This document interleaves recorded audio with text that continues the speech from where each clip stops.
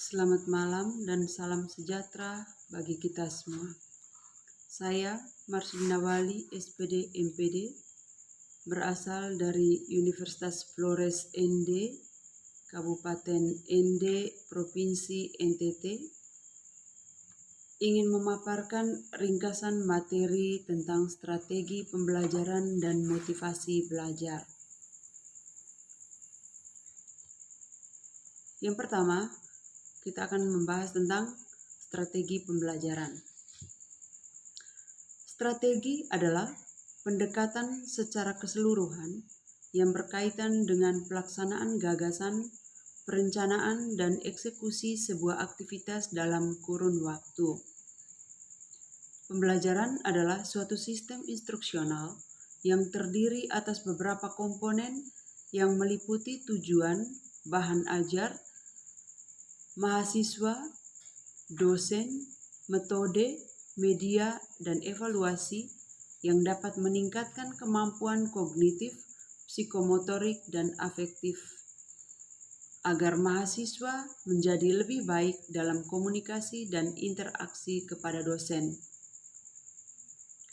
Secara keseluruhan, berarti strategi pembelajaran merupakan suatu prosedur pembelajaran dalam membantu usaha belajar mahasiswa, mengorganisasikan pengalaman belajar, mengatur dan merencanakan bahan ajar agar tercipta proses pembelajaran yang lebih efektif dan efisien untuk mencapai tujuan pembelajaran. Pentingnya strategi pembelajaran antara lain memberikan rumusan acuan kegiatan pembelajaran, mencapai tujuan pembelajaran, menarik minat belajar peserta didik, memotivasi, mendorong, menggerakkan, membimbing, dan mengarahkan peserta didik.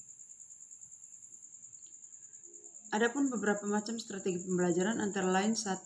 Strategi pembelajaran inquiry, menekankan pada proses berpikir secara kritis dan analitis untuk mencari dan menemukan sendiri jawaban dari suatu masalah. Yang kedua, strategi pembelajaran ekspositoris, yaitu menekankan pada proses pemberian pengetahuan oleh dosen kepada mahasiswa untuk membantu mahasiswa agar menguasai materi pembelajaran secara optimal dan efektif. Yang ketiga, strategi pembelajaran berbasis masalah, yaitu strategi pembelajaran yang memadukan beberapa kegiatan pembelajaran yang menonjolkan pada proses pemecahan masalah ilmiah yang didasarkan pada psikologi kognitif. Yang keempat, strategi pembelajaran kooperatif merupakan rangkaian kegiatan pembelajaran yang dilakukan oleh mahasiswa dalam kelompok tertentu secara heterogen untuk mencapai rumusan tujuan pembelajaran. Yang kelima, strategi pembelajaran meningkatkan keterampilan berpikir.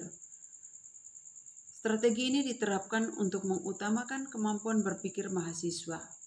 Materi yang disajikan dapat berupa membimbing mahasiswa melalui proses menemukan konsep sendiri yang harus dikuasai oleh mahasiswa dengan cara terus-menerus melalui proses dialog dan menggunakan pengalaman mahasiswa.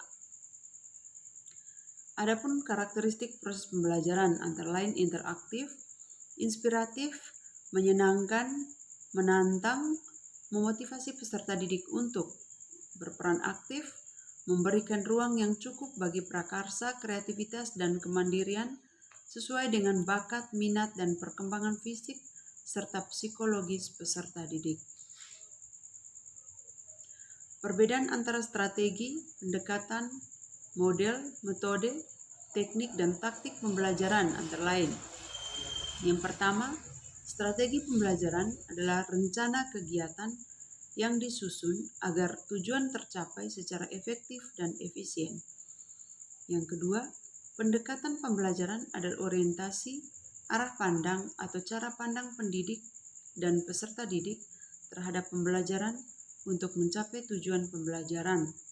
Yang ketiga, model pembelajaran adalah proses belajar atau gambaran pembelajaran peserta didik dari awal sampai akhir pembelajaran yang ditandai dengan langkah-langkah spesifik atau sintaks. Yang keempat, metode pembelajaran adalah cara pendidik menyampaikan atau memfasilitasi peserta didik untuk memperoleh pengetahuan atau keterampilan tertentu atau cara yang digunakan untuk mengimplementasikan rencana dalam bentuk kegiatan. Yang kelima, teknik pembelajaran adalah cara pendidik menyampaikan atau memfasilitasi peserta didik untuk memperoleh pengetahuan dan atau keterampilan tertentu melalui metode pembelajaran tertentu atau cara yang digunakan untuk mengimplementasikan suatu metode. Yang keenam, taktik pembelajaran adalah gaya mengajar pendidik yang khas dalam melaksanakan metode atau teknik tertentu.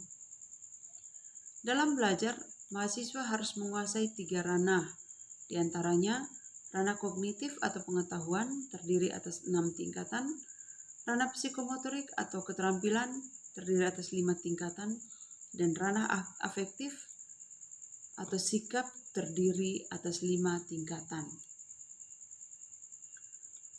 Yang berikutnya kita masuk pada materi tentang motivasi belajar. Motivasi belajar merupakan suatu dorongan internal dan eksternal pada mahasiswa yang memberikan semangat, perhatian, kemauan, keinginan, dan cita-cita untuk belajar guna untuk mencapai tujuan yang diinginkan. Ciri-ciri motivasi belajar menurut Sardiman antara lain yang pertama, tekun menghadapi tugas, 2, ulet menghadapi kesulitan, 3, menunjukkan minat terhadap bermacam-macam masalah, yang keempat, lebih senang bekerja mandiri, yang kelima, lebih cepat bosan pada tugas-tugas yang rutin, yang keenam, dapat mempertahankan pendapatnya, yang ketujuh, tidak mudah melepaskan hal yang diyakini, dan yang kedelapan, senang mencari dan memecahkan masalah soal-soal. Ada beberapa fungsi motivasi antara lain sebagai pendorong untuk berbuat sesuatu dari setiap aktivitas yang dilakukan, penentu arah perbuatan yakni ke arah tujuan yang ingin dicapai, berikutnya menyeleksi perbuatan, dan mendorong usaha untuk mencapai prestasi. Ada 5 cara untuk menumbuhkan motivasi belajar mahasiswa antara lain yang pertama memberi angka, yang kedua memberi hadiah, yang ketiga kompetisi, yang keempat ego involvement, yang kelima memberi pujian. Ada beberapa teori yang mendukung motivasi belajar, di antaranya teori motivasi dan penguat, yang kedua hadiah dan penguatan, yang ketiga cognitive dissonance, yang keempat teori atribusi, yang kelima self-worth atau menghargai dirinya sendiri. Adapun kompetensi yang perlu dikembangkan oleh dosen. Yang pertama, kemampuan menguasai struktur dan konten mata kuliah. Yang kedua, bagaimana membelajarkan mahasiswa tentang konten mata kuliah yang disesuaikan dengan karakteristik konten itu sendiri dan karakteristik mahasiswanya. Yang ketiga, dosen harus mengenali pengetahuan tertentu untuk mengajar. Yang keempat, dosen dapat mensintesis 2 pengetahuan, yaitu materi dan pedagogik, dengan cara analogi dan ilustrasi.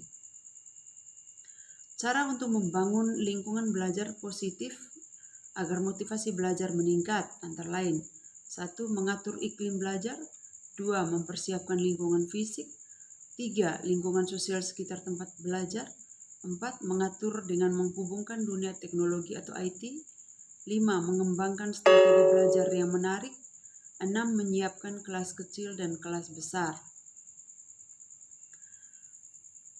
Strategi untuk merangsang minat dan perhatian mahasiswa antara lain menggunakan metode penyampaian perkuliahan yang bervariasi, 2. Menggunakan variasi media pembelajaran, 3. Menggunakan humor dalam presentasi perkuliahan, 4.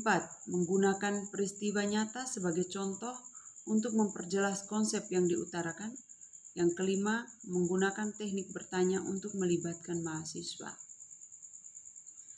Ada beberapa strategi untuk meningkatkan kepercayaan diri, antara lain 1. Memperbanyak pengalaman berhasil mahasiswa, 2. Perkuliahan disusun dalam bagian yang lebih kecil. 3. Meningkatkan harapan untuk berhasil dengan menyatakan persyaratannya. 4. Memungkinkan kontrol keberhasilan di tangan mahasiswa. 5. Tumbuh kembangkan kepercayaan diri mahasiswa. 6. Memberikan umpan balik yang konstruktif. Strategi untuk meningkatkan kepuasan antara lain: 1.